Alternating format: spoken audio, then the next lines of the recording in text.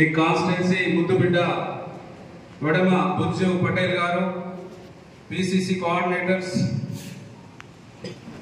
చంద్రశేఖర్ రెడ్డి గారు, అదేవిధంగా దయవంతి, అదేవిధంగా రామ్ భూపాల్ గారు, మరి వేణుగోపాల్ గారు మాజీ మినిస్టర్ గారు, ఇక్కడ విచ్చేసినటువంటి అనేక మంది పెద్దలు, చైర్మన్లు, కార్యకర్తలంతా వారందరికీ నమస్సుమాంజలి తెలియజేస్తూ, మరి ఈరోజు పార్టీ అనేది చాలా ప్రముఖమైనది. పార్టీ వల్ల ప్రభుత్వాలు ఏర్పడతాయి కానీ ప్రభుత్వాల వల్ల పార్టీలు ఏర్పడాయి.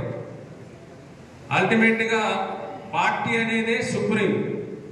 దానివల్లనే ముఖ్యమంత్రులు అవుతారు, గెలుస్తాము, అన్ని రకాలవుతుంది. కాబట్టి ఈ పార్టీ వ్యవహారాలన్నీ గ్రామ స్థాయి వరకు 138 సంవత్సరాల చరిత్ర గల కాంగ్రెస్ పార్టీ గ్రామ స్థాయి వరకు బలోపేతం చేయాలనే ఉద్దేశంతో ఖర్గే గారి ఆదేశంతో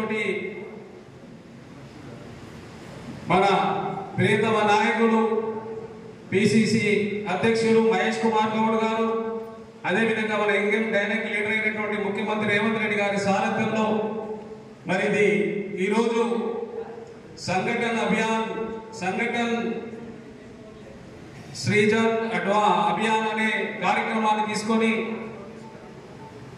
రాష్ట్రం అంతా పిసిసిల అధ్యక్షుల సెలక్షన్ అనేది చాలా గొప్ప విషయం. ఇది సెలెక్ట్ అనే పద్ధతి ఇంతకుముందు కూడా నాడు సత్యనారాయణ గారు పిసిసి అధ్యక్షులు ఉన్నప్పుడు రాష్ట్ర స్థాయి నుంచి అక్కడనే ఎలక్ట్ చేసుకోవాలి, అక్కడనే నిలబెట్టుకోవాలనే పద్ధతి ఇంతకుముందు చాలా శాతం ఎంపీటీసీ జెడ్పీటీసీ ఎలక్షన్స్ అప్పుడు చేసిండ్రు.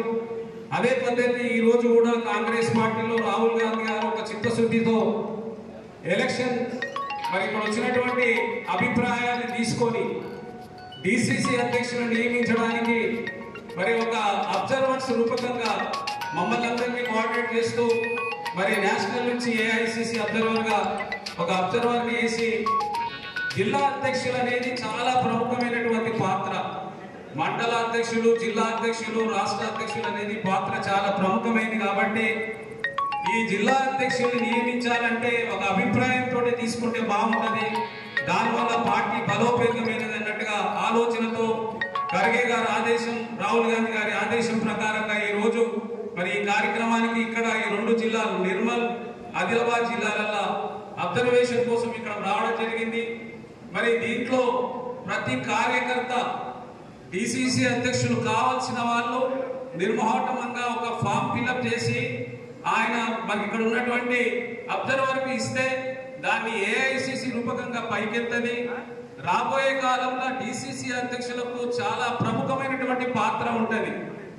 నాడు ఈ ఎలక్షన్లో ఎమ్మెల్యేలను ఎన్నుకోవడం, మరి అదేవిధంగా జెడ్పీటీసీ ఎంపీటీసీని ఎన్నుకోవడం, వాళ్ళందరినీ మరి బాధ్యత అనేది డిసిసిల మీద ఉంటుంది.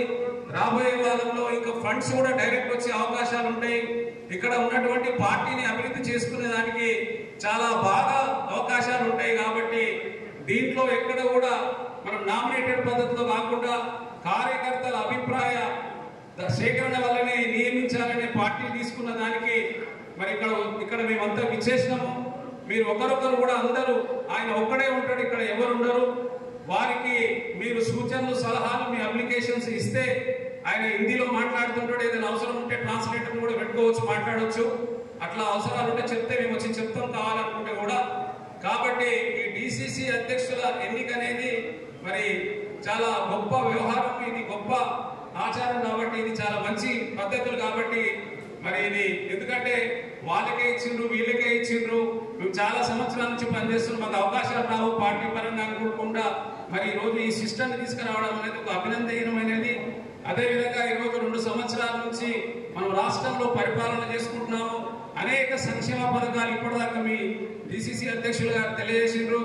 మరి ఈరోజు 2 డైనామిక్ లీడర్లు, ఒక పార్టీ పరంగా మహేష్ కుమార్ గౌడ్ గారు, మరి అదేవిధంగా ప్రభుత్వ పరంగా రేవంత్ రెడ్డి గారు అనేక సంక్షేమ ఫలాలు అందిస్తున్నారు. మరి ఈ మధ్య కాలంలో మీ అందరికీ తెలుసు, స్థానిక సమస్యలు అంటే ఒక పట్టుకొమ్మ లాంటిది. నాడు గాంధీ గారు గ్రామ స్వరాజ్యం ఉండాలనేది, మరి ఇది గ్రామాలు, ఎంపీటీసీలు, జెడ్పీటీసీలు ఉండాలనే సంకల్పంతో పెట్టినటువంటి మరి ఆలోచనతో ఈ రోజు ఒక చిన్న వ్యవహారంలో ఆగిపోయింది. రాబోయే కాలంలో మరి మనకి ఎంపీటీసీ జెడ్పీటీ సర్పంచ్ ఎలక్షన్స్ త్వరగా రావాలని కోరుకుందాం.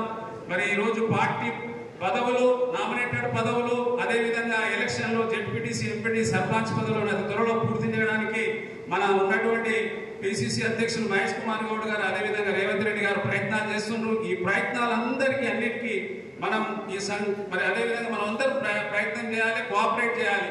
మీ అందరికీ తెలుసు 1982 నుంచి ఈ రోజు 25 వరకు మనం కేవలం 15 సంవత్సరాలే మనం ప్రభుత్వంలో ఉన్నాం. ఎక్కడ కూడా కార్యకర్తలు చెక్కు చెదరకుండా ఈ రోజు కాంగ్రెస్ పార్టీకి బలంగా ఉన్నారు. ఇంకా కొంతకాలం రేవంత్ రెడ్డి గారికి ఇదంతా సెట్ చేసుకోవడానికి టైం ఇస్తే ప్రతి కార్యకర్తని, ఎందుకంటే నేను పొలిటికల్ అఫేర్స్ కమిటీలో నేను కూడా కూర్చుంటాను, ఆ కమిటీలో ముఖ్యమంత్రి గారితో ప్రతిదీ చర్చిస్తుంటాం. ఈ పార్టీ ప్రభుత్వం ఏ విధంగా నడపాలని. ఎప్పుడు కూడా మేమంతా పదవులు పొందినాము, కార్యకర్తలకు ఇంకా పదవులు అందట్లేదని ఎప్పుడు కూడా ముఖ్యమంత్రి గారు మాత్రం చర్చిస్తూ ఉంటారు.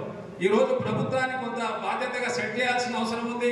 అదేవిధంగా కార్యకర్తలు కూడా రాబోయే కాలంలో నామినేటెడ్ పదవులు కూడా ఇద్దాము.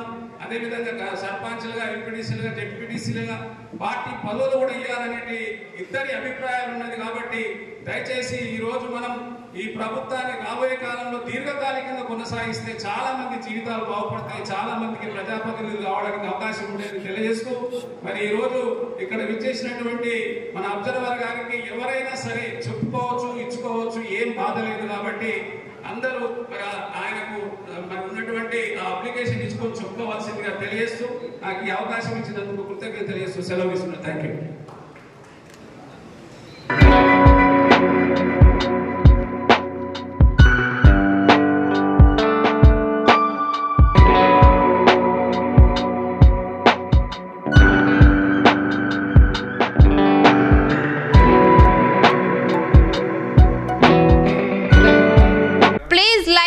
Share, subscribe to BCN Telugu News.